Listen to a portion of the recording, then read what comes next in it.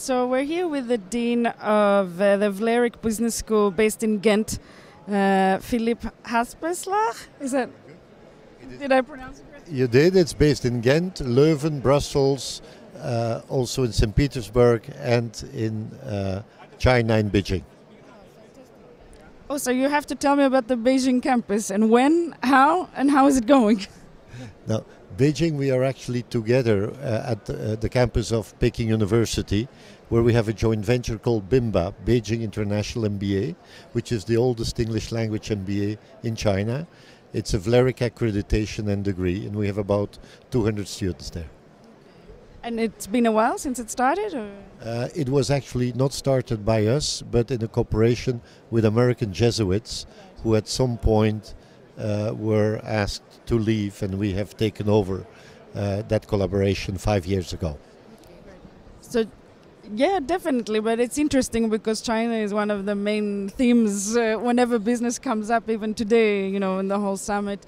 But what I was going to ask you, which I think I kind of warned you about before, was why is it a good choice to do an MBA?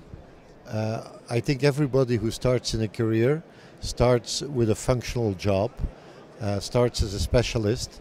At some point, if you want to be a manager, you have to make a transition to manage people, to manage a bottom line, to set strategy for a small unit. And I think most people are not very well equipped for that transition.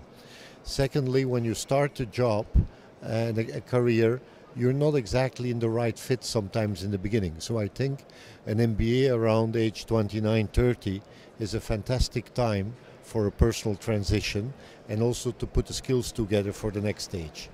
So is it your job to also lobby for more management skills before they get to MBA, or that's something you want to keep as an expertise for MBA holders? No, we do have programs, and that is what the trend is in masters, after masters, which is sort of pre-experience general management programs. That's because kids don't like to get out of school and get into the job.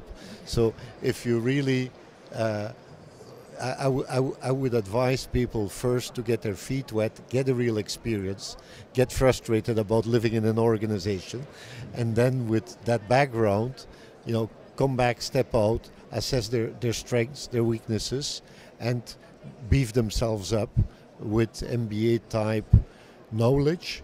But especially, I think one of the key things in MBA is to be confronted with the others, build a network, but also see what the attitude has to be of becoming a manager and a leader. What makes a good manager and a leader?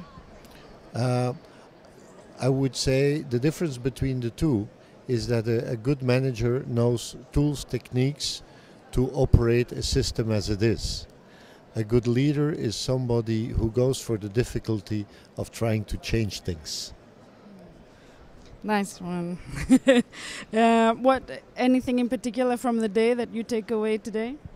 Yes, I mean, what I take away is the fact that at the Commission level in Europe, people have finally understood what the real issues are. There is a lot of goodwill. There is a good agenda. The problem is, how do you turn that into practice? And there, of course, the problem is that there is no consistency across countries of translating all these good ideas. There is no harmonization. And we're facing also a very difficult public opinion situation, which decredibilizes a lot of the efforts that are being asked and a lot of the structural reforms that we should do. So if you ask me, are we out of the mud? I don't think so. But I'm not only a dean, I'm also an entrepreneur. And entrepreneurs look for the opportunities and the positive things. I think if you look across Europe, there are still strong growth areas, both in sectors and in regions. There are opportunities. And the problem is that in Europe, people have too much to lose. So they go for protecting what they have. Whereas in other places, people who have not a lot to lose go for the opportunities. So we're going to lose the most if we try to protect what we have to lose. Perfect. Thank you very much. Thank you.